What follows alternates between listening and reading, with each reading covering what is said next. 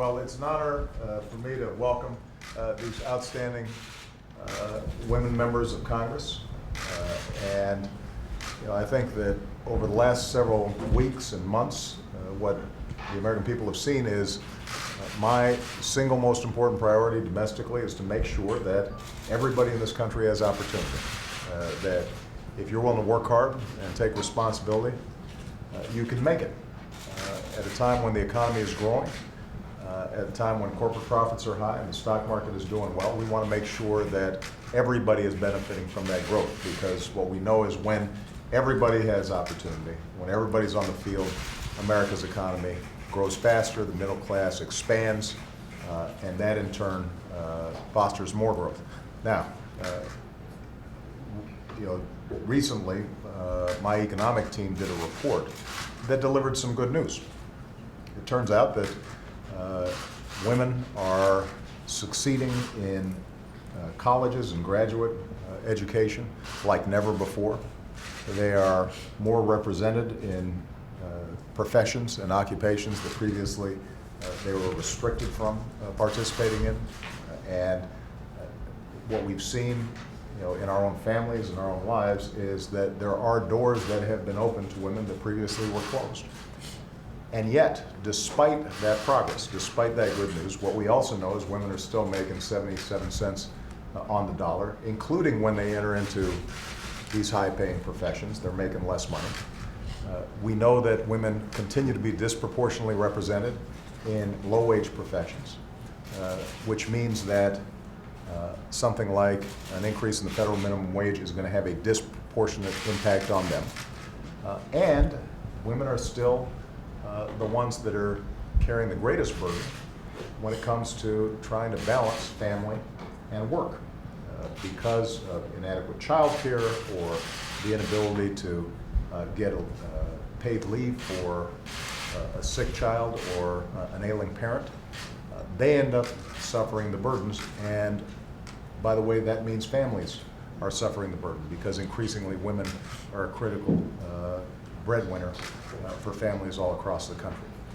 So it is with that in mind that we've been working on many of the women who are here today and other members of Congress on organizing a White House summit on working families that is going to take place this summer on June 23rd. And this will give us an opportunity to build on the work that we're doing here in the White House around issues like minimum wage, around issues like family leave, around issues like equal pay.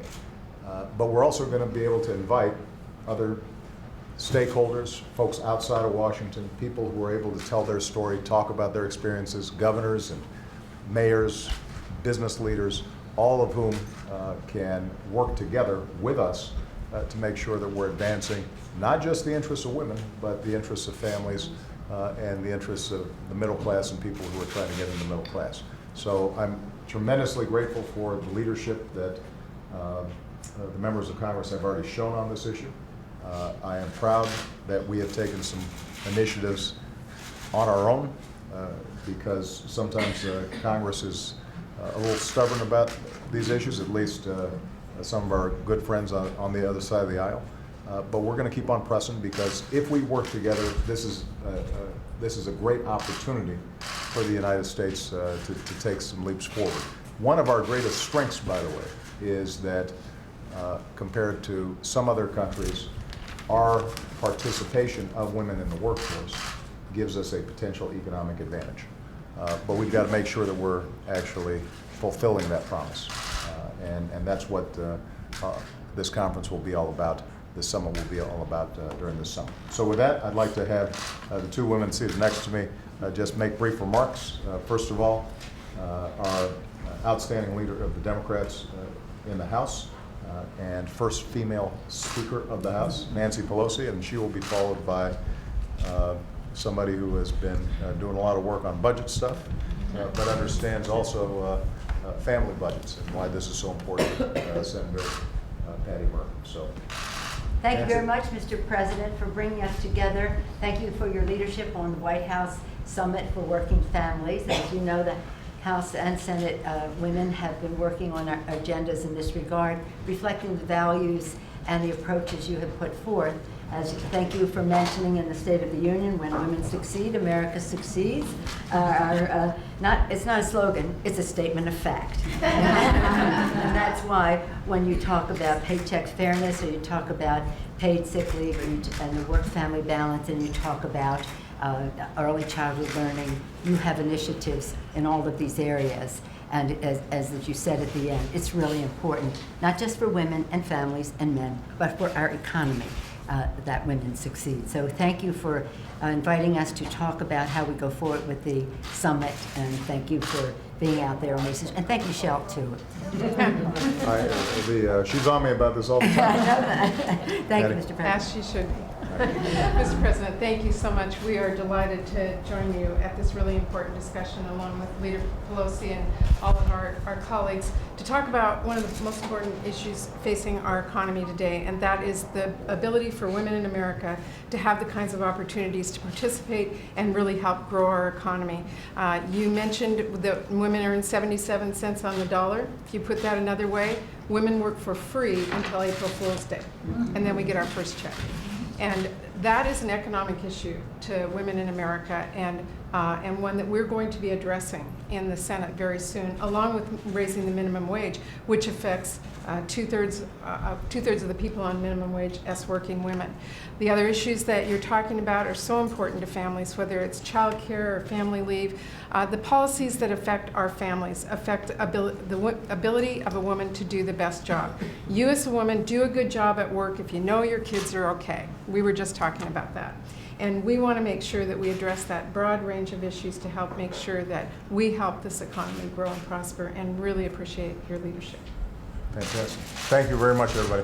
Are you concerned about Senate fine? Senate fine. Thank you so much, guys. We appreciate it. You know, Thank you, guys. I'll just say a quick statement on the CIA issue.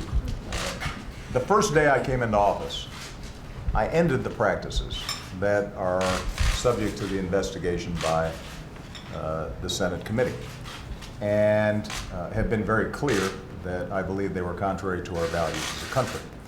Since that time, we have worked with the Senate committee so that the report that they are putting forward is well informed, and what I've said is that I am absolutely committed to declassifying that report as soon as the report is completed. In fact, I would urge them to go ahead and complete the report, send it to us.